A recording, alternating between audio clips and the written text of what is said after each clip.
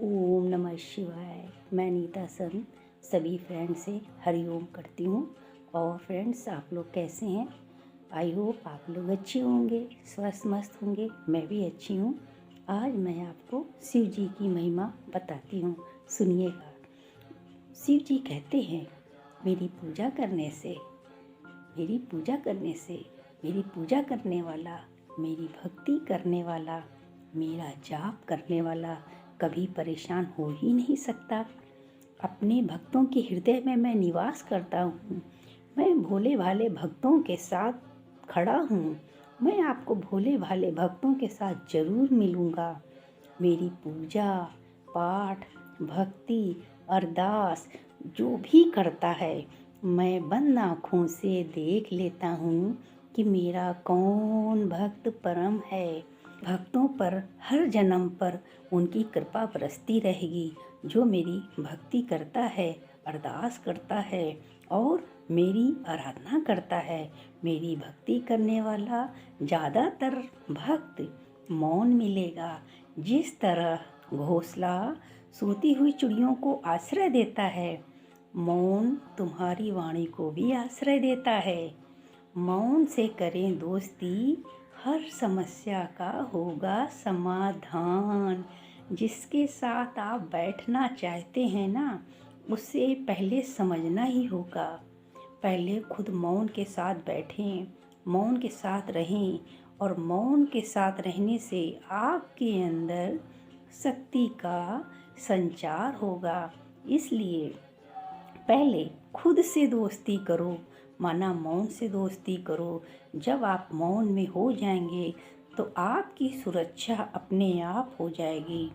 मौन तुम्हारे साथ विश्वासघात कर ही नहीं सकता, लेकिन ऐसा मौन मत करना कि किसी के प्राण निकल रहे हों और आप मौन रहें। कोई आपसे बात करना चाहता हो, आपको किसी की ज़रूरत हो, तो ज़रूरत में ज़रूर खड़े होइएगा।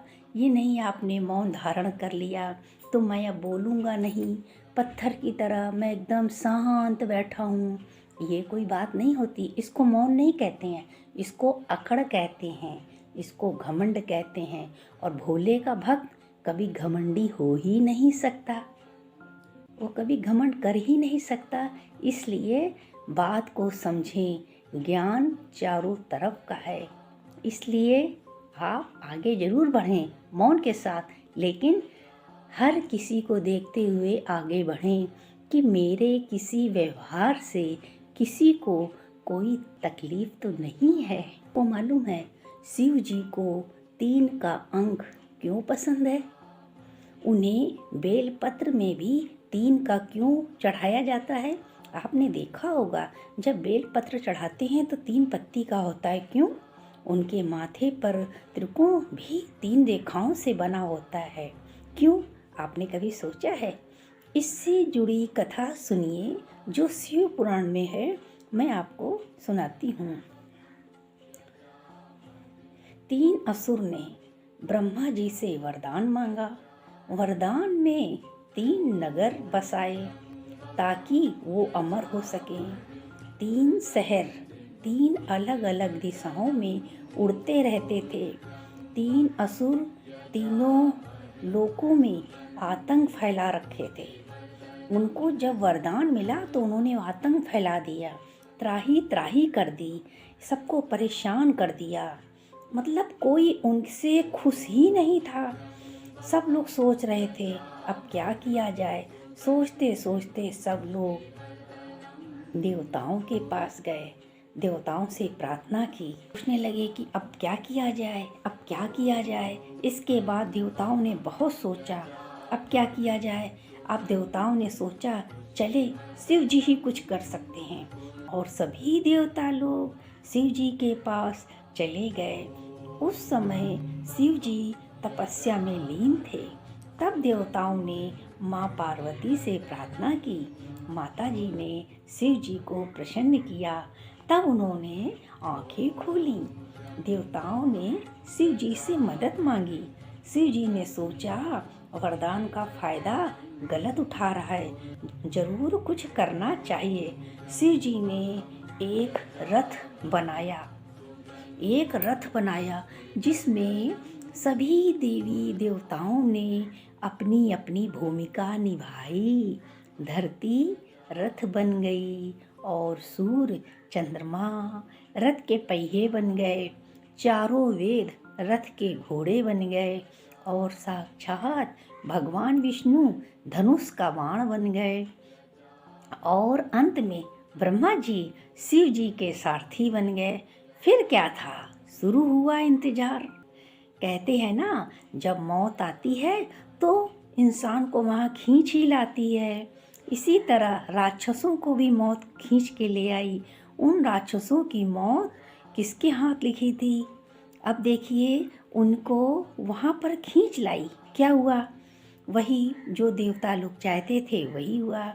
जैसे ही तीनों राक्षस नगर की सीध में आए, शिव जी ने तीर चलाकर भस्म कर दिया।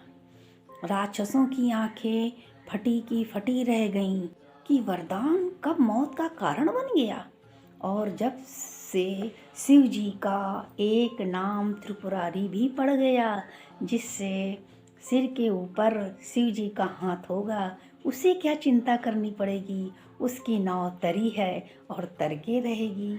दुनिया लाख कांटे बिछाए लेकिन कब फूल बन जाएंगे कांटे, आपको पता ही नहीं चलेगा। कभी कभी कांटे बिछाने वालों के पैर में ही घायल कर देता है। कांटे बिछाता है तो वो खुद अपने पैरों को घायल कर देता है।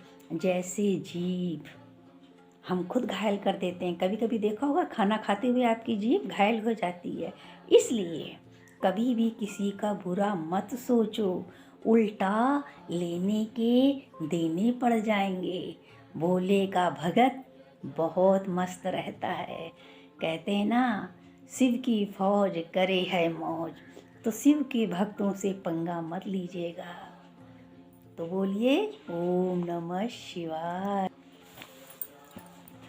उनकी कथा सुनने मात्र से मुक्ति मिल जाती है और फिर अथाह भक्ति करता है, उसका बाल बाका भी कोई नहीं कर सकता। एक समय की बात है, एक बार शिव जी पार्वती के साथ भ्रमण करने के लिए निकले। भ्रमण करते करते काफ़ी दूर निकल आए और वो अमरावती नगर में पहुंच गए। वहाँ के राजा की चर्चा शिव जी ने बहुत सुन रखी थी। वहाँ के राजा ने शिव मंदिर भी बनवा रखा था। शिव जी को वो स्थान बहुत पसंद आया और वो वहीं पर ठहर गए। एक दिन माता पार्वती जी ने बोला, नाथ चलिए ना, आज चौसर खेलें। खेल शुरू हुआ। थोड़ी देर बाद पुजारी पूजा करने आया। पार्वती जी ने पुजारी की ओर देखा। पुजारी जी ने प्रणाम किया। पार्वती जी ने पुजारी से पूछा कि बताइए पुजारी जी, जीत किसकी होगी। पुजारी बेचारा सक पका गया, इधर उधर देखा, सिर खुजाने लगा। थोड़ी देर बाद बोला, शिव जी की। और फिर खेल शुरू हुआ। थोड़ी देर बाद पार्वती जी जीत गईं तो उनको बहुत क्रोध आया। क्रोध में आकर उन्होंने पुजारी जी को कोढ़ी का श्राप दे दिया और वो बेचारे कोढ़ी हो गए। मरता क्या ना करता।